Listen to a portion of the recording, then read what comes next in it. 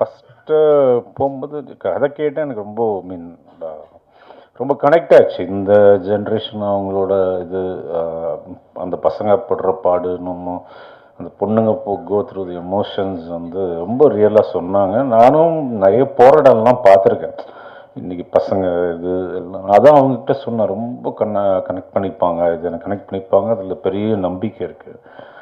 First act பண்ண போகும்போது இது ஒரு செட்டே ஒரு மாதிரி, அவங்க ஒரு பக்கம் டைலாக் படிச்சுக்கிட்டே இருக்காங்க, இந்த பக்கம் வருவது பவிஷ் வந்து ஏதோ பண்ணிகிட்டே இருக்காரு, டக்கு டக்கு டக்கு டக்கு டக்கு டக்குன்னு முடிக்கிறாங்க. இது இந்த மாதிரி ஐ திங்க் வந்தாங்க 30 நாள் 35 நாள் பண்ணாங்க, முடிச்சிட்டாங்க. I think that's how future cinema would be like. அவ்வளோதான் டைம் இருக்குன்னு சொல்லிட்டு நீங்கள் பாருங்கள். I think you will like the film, you will love the film actually. Thanks. இந்த மேடை நீங்கள் எத்தனையோ விழாக்கள் பார்த்துருப்பீங்க, சில நாள் இங்கேயே கூட படுத்துருந்துருப்பீங்க. நானும் சமீப காலமாக எத்தனையோ நாள் இங்கே இருந்திருக்கேன். இன்றைக்கி ஒரு ஸ்பெஷல் மேடையாக இதை நான் நினைக்கிறேன். ஏன்னா உங்கள் எல்லாருக்குமே கிடைக்காத ஒரு பாக்கியம் எனக்கு கிடைச்சிருக்கு. இன்றைக்கி நான், என் மகன், என் பேரன் ஒரே மேடை. இது சினிமாவில் ரொம்ப பேருக்கு கிடைக்கணும். ஆனால் இன்றைக்கி எனக்கு கிடைச்சிருக்கு. இது வந்து அவ்வளவு சாதாரணமாக இந்த இடத்துல வந்து டக்குன்னு கூப்பிட்டு உட்கார வச்சுட்டாங்க. ஆனால் இந்த இடத்துக்கு வர்றதுக்கு நாங்கள் பட்ட கஷ்டங்கள், நாங்கள் இழந்த இழப்புகள், மேக்ஸிமம் தனஞ்சயனுக்கு எல்லாமே தெரியும். அவ்வளவு கஷ்டப்பட்டிருக்கோம். சும்மா வந்து இந்த இடத்துல டக்குன்னு நிற்க முடியாது. அதுக்கு உங்களுடைய சப்போர்ட் ரொம்ப முக்கியமான காரணம். என் முதல் படத்தில் என் ராசாவின் மனசிலேருந்து உங்கள் ட்ராவல் என் கூட இருந்துக்கிட்டே இருக்குது. இல்லை ரொம்ப பேர் என் கூட பயணப்பட்டிருப்பாங்க. இருந்தாலும் இன்றைக்கி இந்த மேடை ரொம்ப ஸ்பெஷலாக அமைஞ்சதுக்கு தனஞ்சயனுக்கு ஒரு ரொம்ப நன்றி. தயாரிப்பாளர் தினேஷ்ராஜ், இந்த பேர்களை இப்போ தான் காதில் வந்ததுனால கொஞ்சம் இயக்குனர் மகேஷ் அவருக்கு ஒரு தேங்க்ஸ்.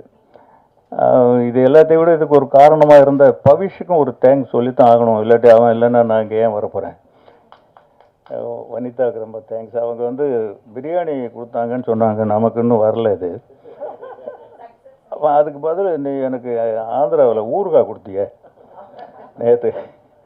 அந்த பொண்ணு, அவங்க பேர் என்ன? நாகதுர்கா. அருமையான பேருமா, சூப்பர் நேம், நல்லா பண்ணியிருக்கீங்க. அங்கே 2 பேரும் ஒரு இளமையின் துள்ளல். Love o love. முந்தா நாள் இதை பற்றி தெலுங்கில் போய் தப்பாக அங்கே பேசினோம். இன்றைக்கி இங்கே வந்து லவ் ஓ லவ்னு சொல்லிகிட்ருக்குறோம். நிஜமாக படம் பார்த்து தான் இந்த படம் எப்படி இருக்குன்னு தெரிஞ்சுக்கணுங்கிற அவசியமே கிடையாது. அந்த டைட்டில் ஒன்று போதும், love o love. Love love லவ்னு அலையிறாங்கிறது தான்ங்கிறது லவ் ஓ லவ்னே தெரியுது. இல்லாட்டி அப்படி ஒரு டைட்டில் வைப்பாங்களான்னு தெரில. டைரக்டர் தப்பா? கரெக்ட் தானா? கரெக்ட். அப்படி தான் எல்லாருமே ஈஸியாக கண்டுபிடிச்சிருவாங்க. பட் ஒர்க்கு யாருமே புதுசுன்னு சொல்ல முடியாது. அந்த அளவுக்கு ஹார்ட் ஒர்க் பண்ணியிருக்காங்க. இந்த படம் நல்லா இருக்குங்கிறதுக்கு எது உதாரணம் தெரியுமா? ஒரு படம் முடிஞ்சாக்க இன்னைக்கு இருக்கிற சிச்சுவேஷன் என்ன அப்படின்னா, ஒரு ஷெட்யூல் முடிஞ்சாலே ப்ரொடியூசரும் டைரக்டரும் முகம் பார்த்துக்கிறது கஷ்டம். இன்றைக்கி படம் முடிஞ்சிருச்சு, நாளை கழித்து ரிலீஸ் ஆக போகுது. டைரக்டருக்கு மேடையில் ஃபோன் பரிசு கொடுக்குறாங்க. இதை விட என்ன வேணும் இந்த படம் நல்லா இருக்கும் அப்படிங்கிறதுக்கு? உண்மையிலே ப்ரொடியூசர் தினேஷ்ராஜ் அதிர்ஷ்டசாலி தான். எப்படி செலக்ட் பண்ணுறாருன்னு தெரில. இன்னொன்று அவரை பற்றி சொல்லணும்னு நினச்சேன். நான் ரொம்ப நாள் அவர் யாரோ ஜிம் பாய் போல் இருக்கு, இப்படி இருக்காரு. அந்த காலத்துல எல்லாம் ப்ரொடியூசர் வர்றாருன்னா எல்லாருமே எழுந்து நிற்போம், எல்லாரும் ப்ரொடியூசருக்கு பயப்படுவோம். இன்றைக்கி அப்படி கிடையாது. ப்ரொடியூசர் எங்கே இருக்காருன்னு தெரியாது. அவர் எங்கே இருக்காருன்னு தெரியணுங்கிறதுக்காகவே ப்ரொடியூசரை பார்த்து பயப்படணுங்கிறதுக்காக இப்படி தோற்றத்தை வச்சுருக்காருன்னு நான் நினைக்கிறேன். எங்கே நின்னாலும் தெரியும் அவரை. இந்த யூனிட்னுடைய இப்போ தான் ஆரம்பித்த மாதிரி இருக்குது. வெஸ்ட் மாம்பலத்தில் எங்கேயோ பூஜை போட்டாங்க, நானும் என் துணைவியாரும் போயிருந்தோம். இப்போ அதுக்குள்ளே ரிலீஸுங்கிறாங்க, தெலுங்கு டப்பிங்கிறாங்க. எப்போ டப் பண்ணாங்க, எப்போ அங்கே போய் பார்த்தா அங்கேயும் பாட்டுக்கிட்டெல்லாம் காட்டுறாங்க. ரொம்ப ஹார்ட் ஒர்க்கு தாங்க டைரக்டர் சார். உங்களுக்கு ரொம்ப இல்லை, ப்ரொடக்ஷனை வந்து சப்போர்ட் பண்ண வைக்கிறது நம்ம தான்.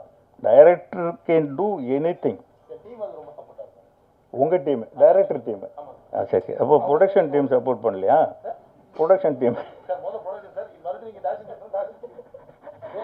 ஓகே இருந்தால் கூட இவ்வளவு சீக்கிரமெல்லாம் இப்போ படம் எடுக்கிறது சும்மா படம் முடிஞ்சிட்டா கூட கேமரா போட்டு சுற்றிக்கிட்டு ஃபிலிமே போடாமல் கூட இழுத்துக்கிட்டு ஷூட்டிங்னு என்னத்தையா பண்ணிக்கிட்டு அவ்வளோ சீக்கிரம் முடிச்சக்கூடாதியா. அவங்களுக்குள்ள டிஸ்கஷனே ஏதேதோ போய்கிட்டு இருக்கு இன்றைக்கி. நீங்கள் இவ்வளோ சீக்கிரம் வெளிப்படையாக அந்த படத்தை முடித்து அந்த ப்ரொடியூசர் லாபமாக இருக்காரா இல்லை சமமாக இருக்காரா என்னன்னு இன்னும் தெரியல. அது மட்டும் ரகசியமாகவே இருக்குது சினிமாவில். இதுக்கு மேலே என்ன சொல்கிறது இந்த படத்தை பற்றி? பாட்டுகள் அருமையாக இருக்குது. ஒரு 3 தடவை 4 தடவை பார்த்துட்டோம். கமலா தியேட்டரில் ஒரு தடவை, ஹைதராபாத்தில் ஒரு தடவை, இங்கே ஒரு தடவை. 3 தடவையும் போர் அடிக்காமல் இருக்குது. ரொம்ப நல்லா இருக்கு. அந்த பீட்ஸ், இளமையும் துள்ளலும் உற்சாகமும் பருவமும் காதலும், இது யாருக்குங்க பிடிக்காது? எல்லாருக்குமே பிடிக்கும். எல்லாரும் வெற்றி அடையணும். இதில் இந்த முக்கியமாக சொல்லணுன்னா செல்வராகவன் அவரை பற்றி ஒரு வார்த்தை சொல்லணும். அவர் போயிட்டார். அவர் இருந்தால் கொஞ்சம் சொல்கிறதுக்கு பயந்துக்கிட்டே இருந்திருப்பேன். இப்போ சொல்லலாம். இங்கே 3 பேர் இன்றைக்கி இங்கே உட்காந்துருக்கோம்னா இதில் செல்வராகவன் தான் சினிமா பிடிச்சு வந்தவர். தனுஷுக்கு சினிமா பிடிக்காது. 5-6 படம் பண்ணுற வரைக்கும் அவருக்கு சினிமா பிடிக்காது. என்னை விட்டுருங்கப்பா நான் போயிடுறேன், என்னை விட்டுருங்கப்பா நான் போயிடுறேன்னு தான் வருவார். நான் துள்ளுவத இளமையை கூட்டிகிட்டு போகும்போதெல்லாம் ஷார்ட்டில் வந்து அழுதுகிட்டே தான் நடிப்பார் அவர். செல்வராகவன் படிக்கும்போதே அவர் ரொம்ப பெரிய படிப்பாளிங்க. இன்னும் சொல்ல போனால் எங்கள் வீட்டிலே அவர் தான் அதிகம் படிப்பாளி. இல்லைப்பா, அவர் தானே, மாமா தானே அதிகம் படித்தவர். Medalist, BE mechanical engineer. அவர் என்ன பண்ணார், செகண்ட் இயர் படிக்கும்போது நான் என்ன ஒரு வீட்டில் ஒரு கொள்கை வச்சுருந்தேன்னா, அப்பாடி சினிமாவுக்கு யாருமே நம்ம பிள்ளைங்க வந்துடக்கூடாது அப்படின்னு. சார் நான் கொஞ்சம் அதிகமாக பேசணும், நிறைய பேசவா? டைம் இருக்கு. நம்ம பிள்ளைங்க சினிமாவுக்கு வந்துடக்கூடாதா சாமின்னு சொல்லிட்டு அவங்கள ப்ரிவியூ ஷோவுக்கு கூட கூப்பிட்டு போக மாட்டேன். அவ்வளோ ஸ்ட்ரிக்ட்டு. இப்படி இருக்கிறப்போ அவர் செகண்ட் இயர் படிக்கும்போது ஒரு நாள் அப்படியே ஹைன்னு வந்தார். அப்படியே அந்த புக்கை தூக்கி அப்படியே ஸ்டைலாக விட்டு எறிஞ்சார். அப்படியே உட்காந்துட்டார். அப்பா நோ காலேஜ். என்னடா செகண்ட் இயர் தானே போயிருக்க? இல்லைப்பா நோ காலேஜ். அப்புறம் ஆனால் பக்குங்குது. ஏன்னா அந்த என்ஜினியர் ஷீட் வாங்கிறதுக்கு நான் பட்ட கஷ்டத்தை விட அவங்க அம்மா விஜயலட்சுமி பட்ட கஷ்டம் இருக்க. அவ்வளோ கஷ்டப்பட்டு அந்த சீட்டு வாங்கணும். அப்பா நீ என்னடா சொல்கிற? இல்லைப்பா சினிமா தான். அப்போ எனக்கு டக்குன்னு கோவம் வரல. நான் ரொம்ப எமோஷ்னல் பர்சன். நான் கோவம் உடனே வந்துடும். கோவப்படாமல் சடன்னாக யோசிக்கிறேன், என்னடா செய்கிறது, படிப்பு போயிடுமேன்ட்டு. தம்பி, சினிமா உங்கள் அப்பாவுக்கு முன்னாடி இருந்தது, உங்கள் அப்பா காலத்துலையும் இருக்குது, உங்கள் அப்பாவுக்கு பின்னாலேயும் இருக்கும். டிகிரி அப்படி இல்லை ராஜா. இப்போ போச்சுன்னா மறுபடியும் வராது உனக்கு. இன்றைக்கி எங்கேயாவது பியூனாக போகணுன்னா கூட ஒரு டிகிரி தேவைப்படுது. நீ ஒரு டிகிரி வாங்கிட்டு வா, நான் அவனை சினிமாவில் எங்கேயாவது சேர்த்து விடுறேன். இது வந்து சத்தியமாக சொல்கிறேன், போய் அவனை ஏமாற்றி காலேஜுக்கு போய் வைக்கணும். அதுக்கப்புறம் ஒன்றுமே பேசலை. அடுத்த நாள் காலேஜுக்கு போயிட்டார். பார்த்தா நல்ல மார்க், என்ஜினியர் ஆகிட்டார்.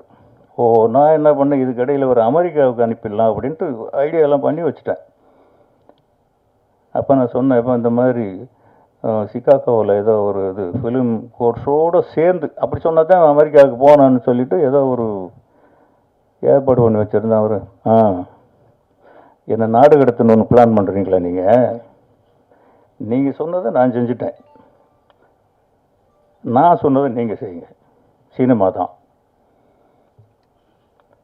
அதுக்கப்புறம் யாருக்கிட்ட சொன்னாலும் சேர்த்துக்க மாட்டாங்க. என்னையா உன் மகன் எனக்கு எப்பயா திட்டுறது? ரவிக்குமார்ட்டெல்லாம் கேட்டேன். ரவிக்குமார் எனக்கு ரொம்ப க்ளோஸ் ஃப்ரெண்டுங்க. அவரும் நானும் ஒரு படத்தில் வேலை செஞ்சுருக்கோம். இப்போ இன்றைக்கியாவது வச்சுக்கையா அவனை? நான் கண்டபடி திட்டுவேன் என் அசிஸ்டன்ட் டைரக்டரை கோவப்பட்டா. உன் மகனை நான் எப்படி திட்டுறது? இப்படி ஒவ்வொரு காரணம் ஒவ்வொருத்தருக்கு. யாருமே சேர்த்துக்கல. பாலச்சந்தர் சார்கிட்ட போய் ரெக்வெஸ்ட் பண்ணி, சார் அவனுக்கு சினிமா புரியல, நான் உங்ககிட்ட அனுப்புகிறேன், சினிமா வேண்டான்னு அட்வைஸ் பண்ணி அனுப்புங்க அப்படின்னு சொல்லி பாலச்சந்தர் சார்கிட்ட அனுப்புனேன். ஒரு 2 மணி நேரமாக அவன் காணோம். அவர் பாலச்சந்தர் சார்கிட்ட இருந்து ஃபோன் வருது. இவங்கிட்ட ஏதோ ஃபயர் இருக்குயா, இவன் என்கிட்ட விட்டு நானே பார்த்துக்கிறேன். இது என்னடா இது, ஒளியை தெரியாமல் தலையாரி வீட்டில் ஒளிஞ்ச கதையாக போய் சினிமா வேண்டான்னு சொல்லுங்கன்னா அவர் இவன்கிட்ட என்னமோ இருக்குங்கிறாரு. இருந்திருக்கலாம். பட் எப்போவுமே குழந்தைங்கள் மேலே பேரண்ட்ஸுக்கு அண்டர் எஸ்டிமேட் தான் இருக்கும். நம்ம குழந்தைங்க நம்மளோட இருப்பாங்களா, நம்மளோட வசதியாக வந்துடுவாங்களா, இல்லை பெருசாக சாதிச்சிருவாங்களா அப்படின்னு இருக்காது. நமக்கு அப்படித்தானே இருக்கும். அவர் இவ்வளோ பெரிய ஒரு லெஜெண்டரிக் டைரக்டராக வருவாருன்னு அன்னைக்கு நம்ம எப்படி எஸ்டிமேட் பண்ண முடியும்? யார்கிட்டையும் ஒரு ஒர்க் பண்ணவும் இல்லை. அங்கேயும் இருந்துட்டு ஒரு 2 மாதத்தில் வந்துட்டார். இல்லைப்பா அவர் சீரியல் தான் எடுக்கிறாரு, எனக்கு அது மைலேஜ் கிடைக்கல அப்படின்ட்டு வந்துட்டார். அதுக்கப்புறம் ஏதோ ஒரு இதில் வந்து நாங்கள் துள்ளுவது இளமை எடுத்து முடித்ததுக்கப்புறம் காதல் கொண்டு எடுக்க வேண்டிய நிர்பந்தம். இது அவங்க அம்மா போட்ட ஒரு கண்டிஷன் தான். ஒரு நாள் நைட்டு ஒரு 2 மணிக்கு நான் உட்காந்து ஸ்கிரிப்ட் எழுதிட்டு இருக்கும்போது என் டாக்டர் பக்கத்தில் வந்தாங்க. எப்போவுமே எங்கள் வீட்டில் பெண்களுடைய அதிகாரம் தான் அதிகம். எல்லா வீட்லையும் எப்படித்தான் நினைக்கிறேன், எங்கள் வீட்லேயும் எப்படித்தான். அந்த பொண்ணு டாக்டருக்கு படிக்கிற பொண்ணு. என்னம்மா நீ தூங்காமல் நேரத்து வந்துட்டுருக்க? இல்லைப்பா உங்ககிட்ட கொஞ்சம் பேசணும், ஒரு கதை சொல்லணும், கேட்பீங்களா? என்ன நீ மெடிக்கல் காலேஜுக்கு போகிறத விட்டுட்டு பொண்ணு ஸ்கிரிப்ட் ரைட்டர் ஆகிட்டியா இன்னைக்கு அப்படின்னா? சரி சொல்லு கேட்போம் அப்படின்னு படன்னு ஒரு கதையை சொல்லுது. எக்ஸலண்ட்டாக இருக்குது ஒரு கதை. இது யாரும்மா சொன்னது? செல்வா சொன்னான். புரிஞ்சிடுச்சு, எங்கே சுவிட்சை தட்டினோ எங்கே விளக்கு எரியும்னு அவனுக்கு புரிஞ்சிடுச்சு. கரெக்டாக அவன் அப்ரோச் பண்ணானா இல்லாட்டி அவங்களே முடிவு பண்ணாங்களே தெரியல. இது செல்வாவுடைய கதைப்பா. அவன் சொல்கிறதுக்கு பயந்துக்கிட்டு என்கிட்ட சொன்னான், கதை நல்லா இருக்குப்பா. இப்போ என் பெரிய பொண்ணு என்ட்ரி, இவங்க அம்மா, அவங்களும் ஒரு டாக்டர் தான்.